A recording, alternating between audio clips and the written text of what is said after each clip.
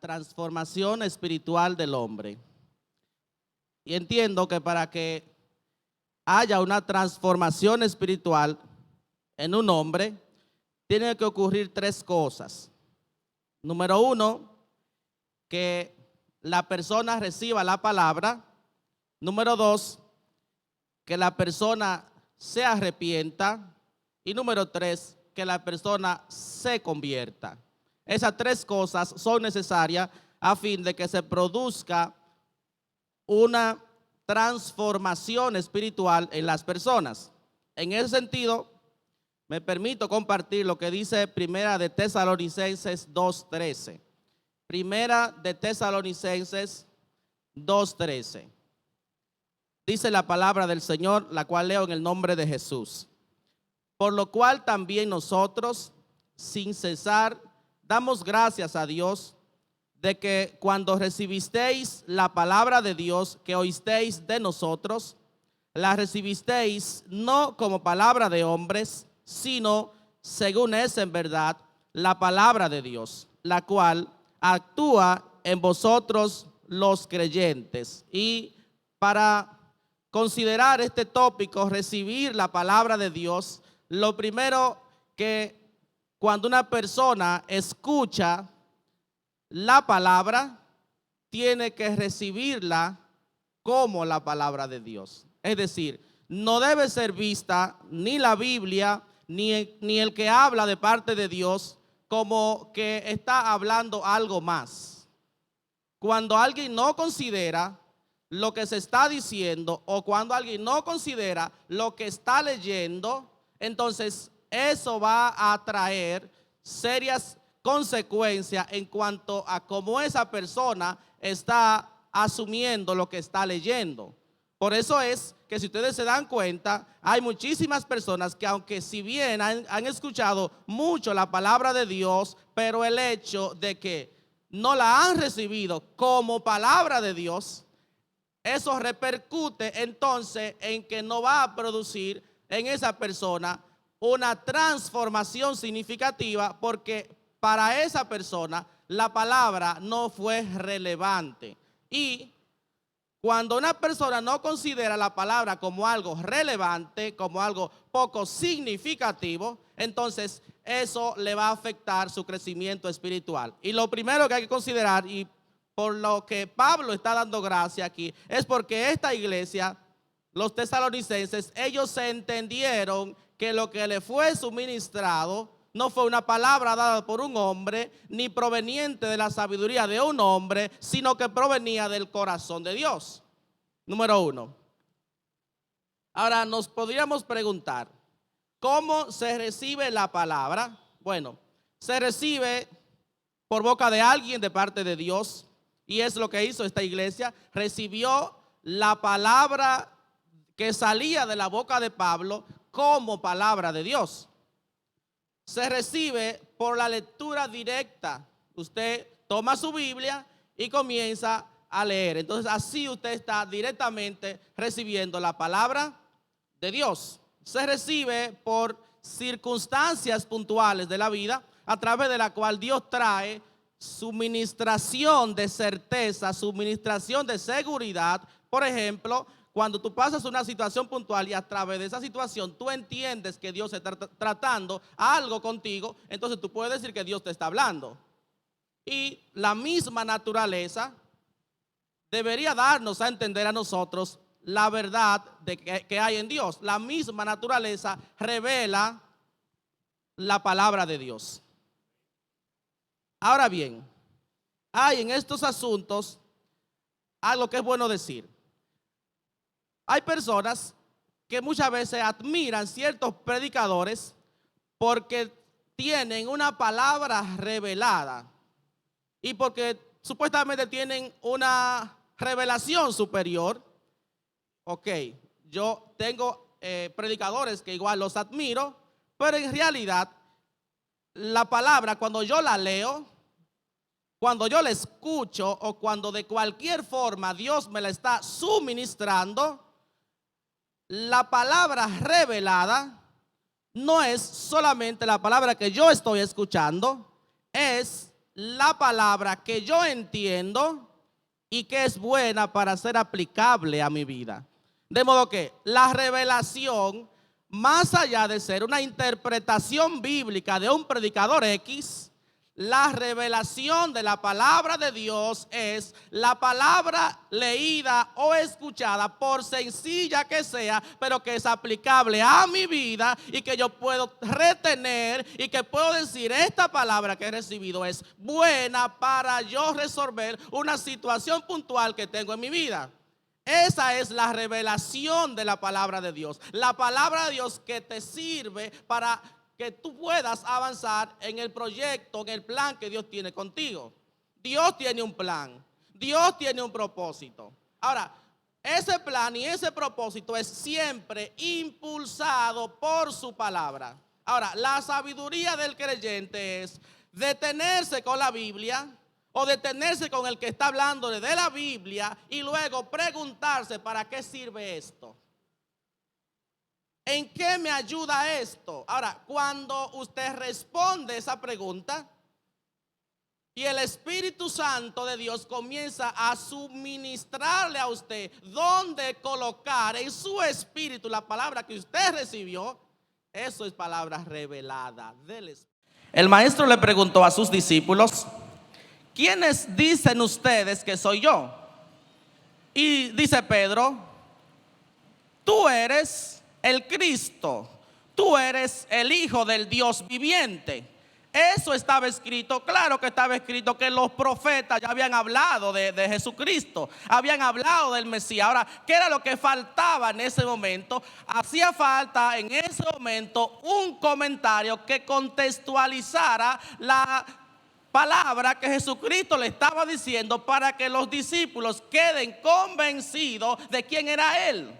Entonces Jesucristo le dice: eso que tú has dicho no te lo reveló ni carne ni sangre, te lo reveló mi Padre que está en los cielos. La palabra revelada entonces no es del texto bíblico que viene hacia mí. No. La palabra revelada es el texto bíblico que el Espíritu Santo lo trae a mí. Entonces la palabra primero viene al Espíritu Santo y el Espíritu Santo la suministra a mi vida, y suministrándome el Espíritu Santo a mi vida, yo entonces tengo una confrontación de mí mismo. Y cuando tengo una confrontación de mí mismo, entonces puede suceder algunas cosas puntuales en mi entendimiento, como lo revela Hebreos 4:12. En Hebreos 4:12 dice: porque la palabra de Dios es viva y es eficaz, y más cortante que toda espada de dos filos, y penetra hasta partir el alma y el espíritu,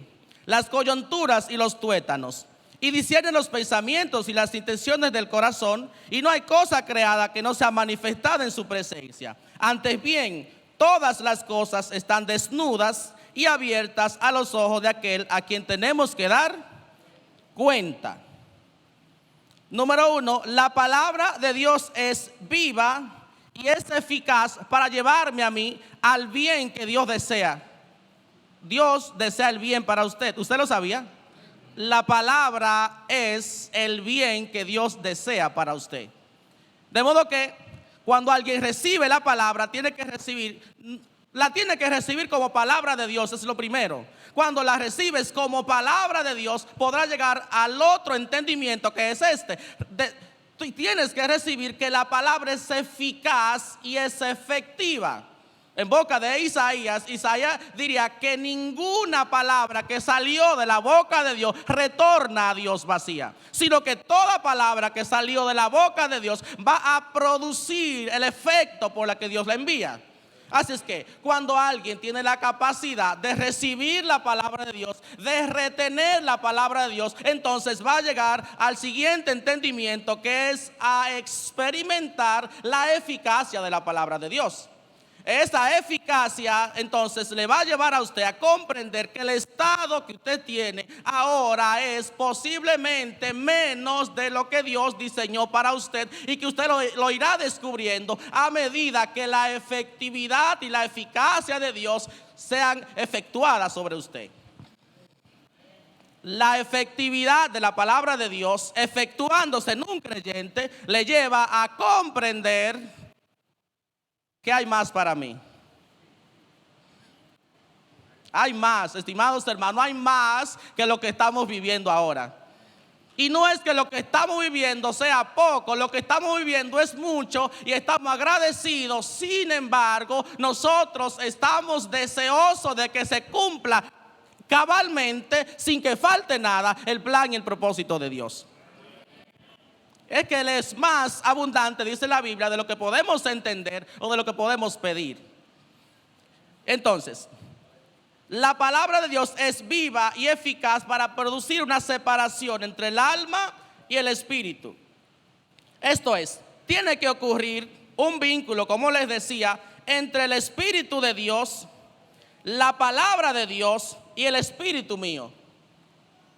De modo que cuando yo entiendo eso, el alma mía no será algo que distrae la obra de Dios, sino que el alma mía va a entrar en un estado de reposo a causa de lo que recibo de Dios. Escuche muy bien.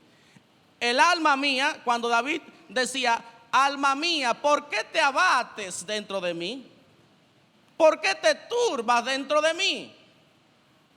Espera en Él, porque todavía yo tengo que alabarle. David está diciendo, alma, en la inquietud que tú tienes, la depresión que tú tienes, el estado que tú tienes es solamente resultado temporal, esperando que yo mismo me decida alabar a Dios. Cuando yo mismo me decida alabar a Dios, alma mía, tú te vas a reposar. Y dice David a su alma, alma mía, estate quieta porque todavía yo tengo que adorar a Dios. Si usted quiere ver que los ambientes que le rodean cambien, no intente cambiar los ambientes, intente cambiar su ambiente interior. Cuando este cambie, su exterior va a cambiar. Soy yo que tengo que cambiar. La persona que quiere cambiar el mundo no le será posible. Cambie su chin de mundo. El chin de mundo es su cabeza. Eso, usted no puede hacer más nada que cambiar usted.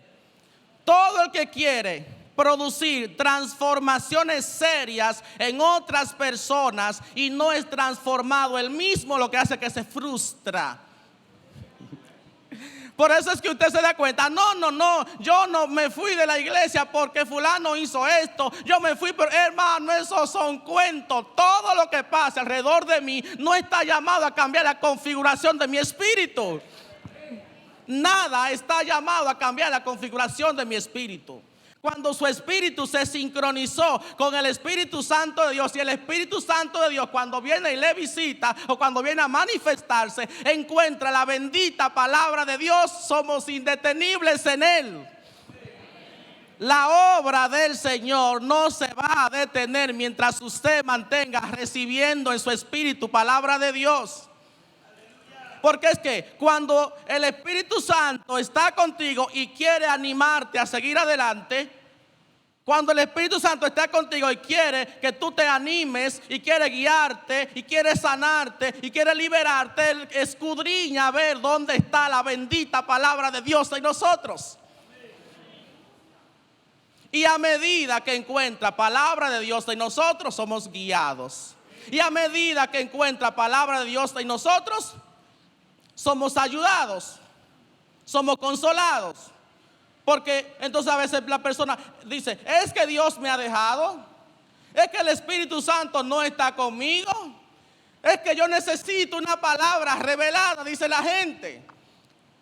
Escuche, ninguna persona va a recibir una mayor revelación que aquella palabra que conoce. Así es que la revelación que usted va a recibir es proporcional a la palabra de Dios que habita en usted.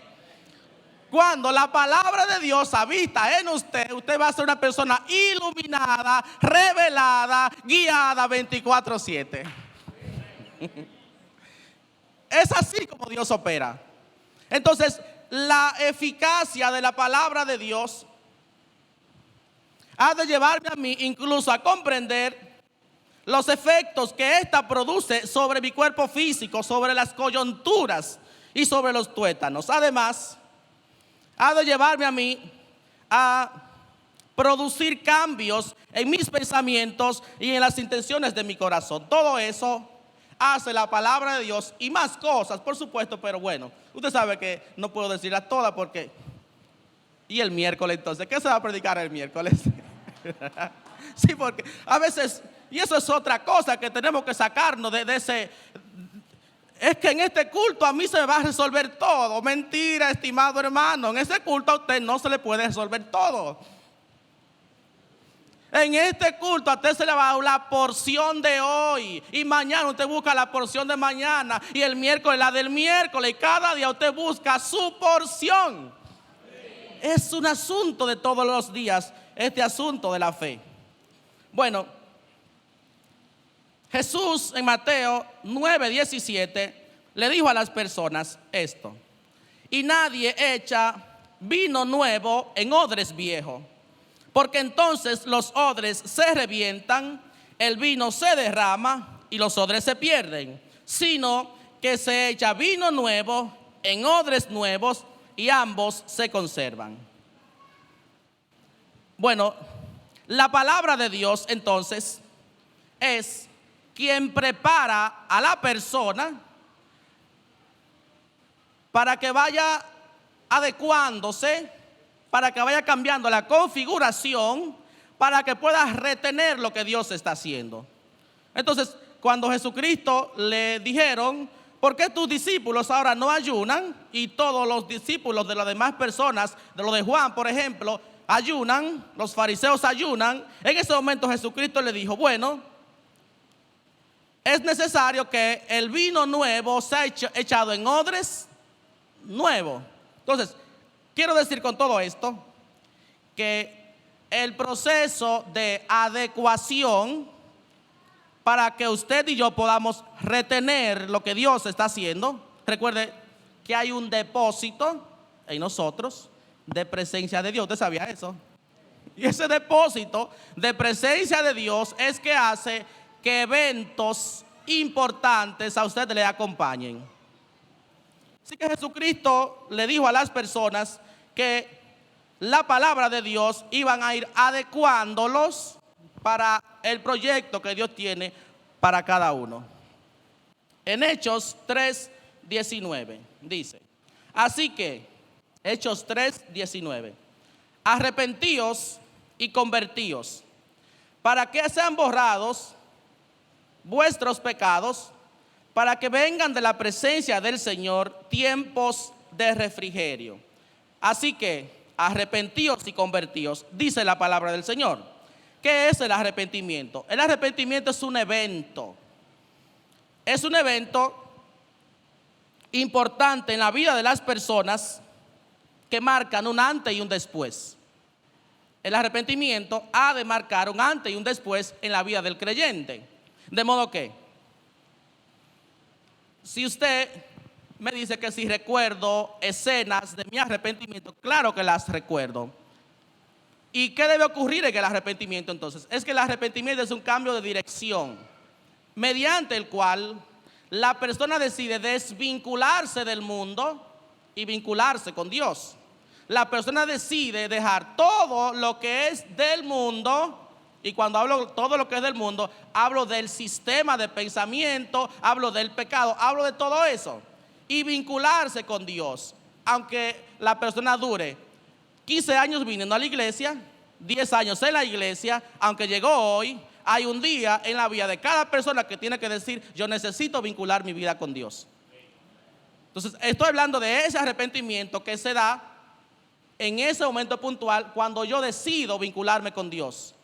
Y yo, como la palabra de Dios trató conmigo, como me retractó y como me dijo que quiere un bien para mí, que el reposo de Dios para mi vida es la palabra de Dios. Entonces, como eso ocurrió, ¿qué yo hago entonces? Yo quiero cargar eso, pero sé que en el estado en que yo estoy no lo puedo cargar. Yo quiero cargar el bien de Dios, yo quiero la salvación de Dios, pero yo necesito entonces que se produzca en mí un cambio. esa necesidad entonces se llama arrepentimiento, que sucede una vez y que usted dice, yo necesito entregar mi vida a Cristo. ¿Usted necesitó eso en algún momento, sí o no? Y algunos quizás lo necesitan todavía, pero lo que quiero decir es sumamente importante sembrar este principio. Para que haya una transformación espiritual tiene que haber un arrepentimiento, que es el deseo de que ocurra en mi vida lo que Dios quiere que ocurra. Eso se llama arrepentirse.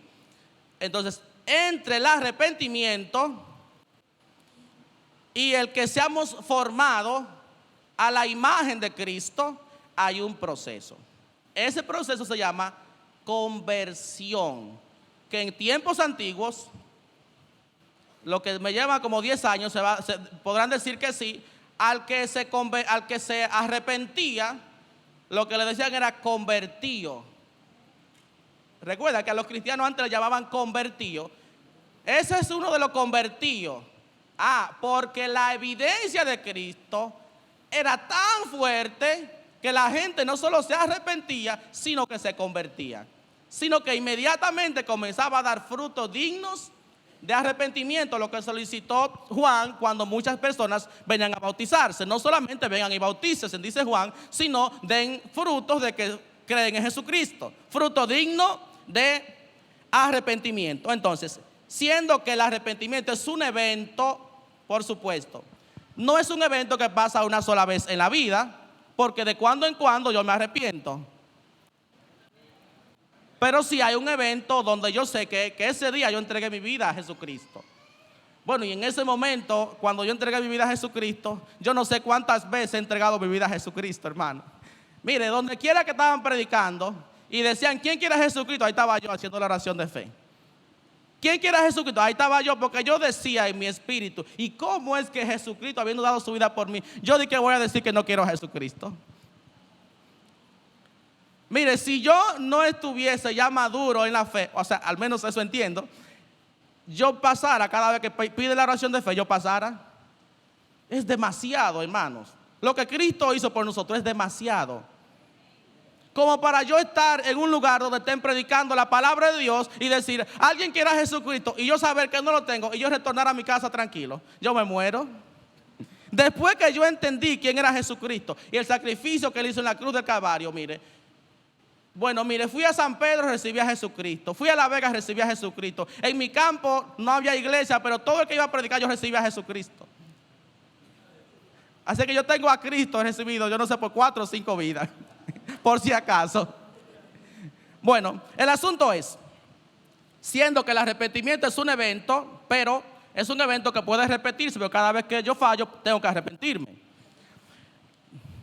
Pero la conversión no es un evento, es un proceso. La conversión es el proceso voluntario por parte del creyente, en donde el Espíritu lo impulsa a convertirse en el hombre y la mujer para el que fue diseñado. Y fuimos diseñados para esto, dice la palabra, para ser un varón perfecto, formado a la imagen y la semejanza de Cristo. Entonces, eso es conversión, un proceso que inicia con arrepentimiento y que termina siendo nosotros formados a la imagen y la semejanza de Cristo, dicho sea de paso, número 1, cuando Él venga o cuando nosotros muramos. Así es que todos nosotros estamos dentro del proceso de conversión. ¿Están de acuerdo? Así es que, si usted un día le amanece y usted se da cuenta que todo es de color blanco, que no hay que pagar la luz, que a usted no le duele nada, que los hijos no gritan, que el esposo está contento, y usted dice, no, esto es el cielo. Cuando todo le amanece a usted y nada hay que regular y todo está como tan controlado, diga, estoy en el cielo, y levante su mano y diga, gracias, Señor. Porque es que tú te fuiste mientras dormía, pero mientras nosotros estemos aquí, estamos en un proceso de conversión, de reajustes, de cambios, de pensamiento, de acciones. Entonces, ese proceso de reajuste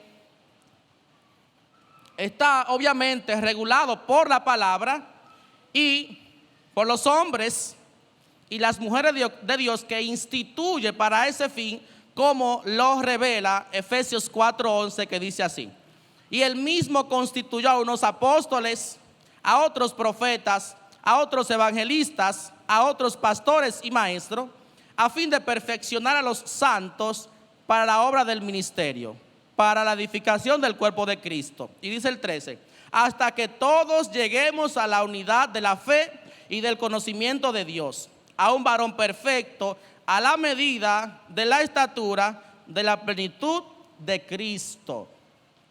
Hacia eso es que vamos todos. Y entonces el proceso de conversión nos inició con el arrepentimiento. Y junto con el arrepentimiento, entonces, hay un conjunto de cosas, como por ejemplo, cuando nos arrepentimos, el Espíritu Santo viene a nosotros y nos hace entender un conjunto de cosas.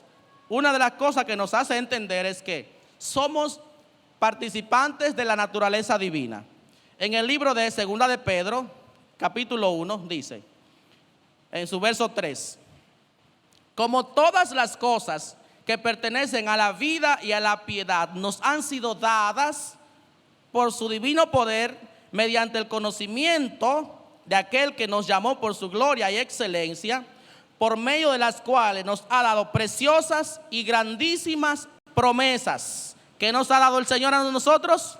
Preciosas y grandísimas promesas, para que por ellas llegaseis a ser participantes de la naturaleza divina, habiendo huido de la corrupción que hay en el mundo a causa de la concupiscencia. Somos participantes de la naturaleza divina, número 1. Número 2, Dios da un sentido a nuestras vidas. El recibir la palabra como palabra de Dios es algo sumamente importante en la vida de los creyentes. En Jeremías 1, en su verso 4 dice así: vino pues palabra del Señor a mí diciendo, antes que te formase en el vientre te conocí, antes que nacieses te santifiqué, te di por profeta a las naciones. Y le dije, Señor Jehová, he aquí no sé hablar porque yo soy niño. Y me dijo Jehová, no digas soy un niño, porque a todo lo que te envíe irás y dirás todo lo que te mande. No temas delante de ellos, porque contigo estoy para librarte, dice Jehová. Extendió Jehová su mano y tocó mi boca y me dijo Jehová, he aquí he puesto mis palabras en tu boca. Amén.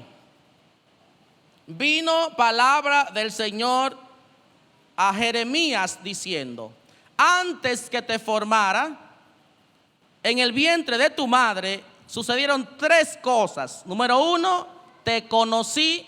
Número 2, te santifiqué. Y número 3, te di por profeta a las naciones. Y dije yo, ay Señor, soy un niño, esto no es para mí. Y dijo el Señor, no importa lo que digas que eres un niño, tú harás lo que yo te digo que tú harás. Dígale a alguien, tú harás lo que Dios dice que tú harás. Así es que Dios, antes de nosotros pensar estar en Cristo, ya tenía el diseño completo. Usted tiene que entender que Dios tiene el diseño completo, que esto no estamos aleatoriamente verificando cuál da y cuál no da, ni cuál brilla y cuál no brilla. Bueno, le comento, cuando yo llegué a esta iglesia, yo me sentí importante desde el primer día. ¿Usted sabe lo que es sentirse importante desde el primer día? Yo llegué por una puerta que estaba por aquí y viene una hermana. La iglesia era full, estaba más pequeño, full de personas, y tú llegabas y a veces tú no encontrabas asiento, pero venía la hermana y te asistía y te sentaba en una silla, y como yo vine del campo, yo sudaba más que ahora, y ella me sentaba, o el hermano me sentaba debajo de un abanico, y yo me quedaba, ay Dios mío, pero este lugar es mío, esto es para mí. Porque esa exclusividad tiene que ser Dios. Así que yo me sentí importante desde que llegué a esta casa. Importante. Porque yo trabajaba en la zona y a mí nadie me hacía caso. Llegó Kenny, se fue Kenny.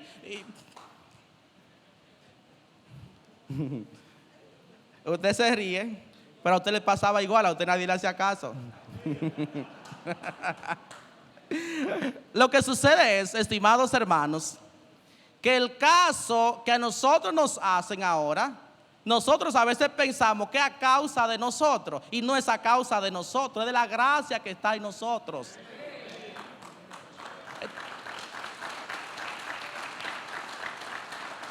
Y después, y yo, incluso para que usted no vaya a creer que es porque soy pastor ahora, en aquel tiempo el pastor ni el nombre mío sabía. Así que no es por una relación directa que yo tenía con el pastor que me sentía importante. Es porque el Espíritu de Cristo me reveló que aquí Dios me iba a plantar, me iba a restaurar, iba a darme su palabra, y aquí yo me iba a arrepentir y eventualmente me iba a convertir en alguien útil para el reino. Que tiene que ver con una relación directa con Dios. Cuando las personas aprenden a relacionarse directamente con Dios, usted no es movido por lo que sucede a su alrededor, sino lo que sucede alrededor es movido por lo que sucede dentro de usted. Y así, eventualmente pude arreglar sillas, pude limpiar los baños. Pude un día inclusive hasta presentar un culto. Digo, wow, un culto, gloria a Dios. Pero eso no es sin antes que se levanten los enemigos que te rodean. Hermanos, estimados, recuerda, a ti te rodean muchos enemigos. Pero me decían, un compañero del trabajo, pero Kenny, ¿y cómo que tú estás en esa iglesia si a ti no te ponen a hacer nada ahí? Y yo le dije, sí, porque yo limpio la iglesia los domingos. Dime, ¿tú estás para limpiar la iglesia? ¿O tú estás para limpiar sillas? Y yo digo, yo estoy, como dice la Biblia, en 2 de Timoteo, escuche, que entonces para ir resumiendo, yo no sabía el verso, pero eso se me fue revelado de alguna manera. Dice la Biblia, toda escritura es inspirada por Dios y útil para enseñar, para reprender, para corregir, para instruir en justicia, a fin de que el hombre de Dios sea perfecto, enteramente preparado para toda buena. Y limpiar sillas es una buena obra. Y limpiar el baño es una buena obra. Y asistir a los que entran es una buena obra. Y estar en los parqueos es una buena obra. Y predicar también es una buena obra. Lo que pasa es que hay personas que solamente quieren las buenas obras que permitan ser vistos. Y con frecuencia Dios deja esas cosas de ser visto a quienes no la están buscando. Y de repente entonces, lo que nosotros necesitamos es tener un corazón preparado para toda buena obra. Pero no es un corazón preparado para la buena obra que a mí me gusta. Si a mí me hicieran una encuesta de que yo decidiera hacer en la congregación, no fuera a predicar. Me pondría en una puerta, asistiría a quienes le gritan el niño, ayudaría en otra cosa, pero no en predicar. Pero no estamos puestos para hacer lo que queramos, estamos puestos para hacer lo que la buena obra de Dios así determine en el tiempo que Él lo determine. Porque fíjese, si me hubiese llevado de personas que me aconsejaban, me hubiese ido de la iglesia. Le aseguro que sí. Mira, vete, que Dios no te va a usar ahí. Mira, vete, estimados hermanos. Y tú crees que son tus amigos. Y te preguntan, ¿y cuándo es que te van a poner? ¿Y cuándo es que tú vas a hacer? Y si tú te llevas, entonces, hermano, sales tú volando por ahí, pero no en el espíritu. Se enorgullece la gente. Y cuando se enorgullece la gente, Dios los mira de lejos. La gente orgullosa, Dios las mira de lejos. Bueno, el asunto es que hay tres cosas sumamente necesarias que hay que comprender para prepararse para toda buena obra de Dios. Número uno es la determinación. Número dos es la humildad. Y número tres, si es necesario entrar en un proceso de restauración.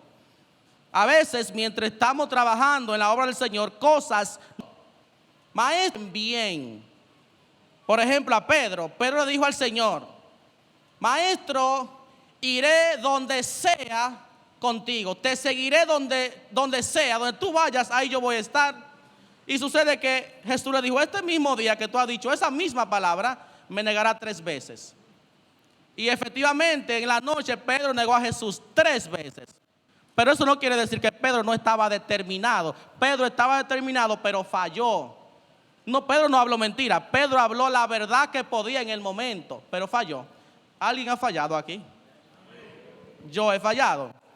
Y Jesús se aparece después en San Juan 21, después que Jesús es crucificado y resucita, se aparece a Pedro, y está escrito en San Juan 21 esto: cuando hubieron comido, Jesús dijo a Simón Pedro: Simón, hijo de Jonás, ¿me amas?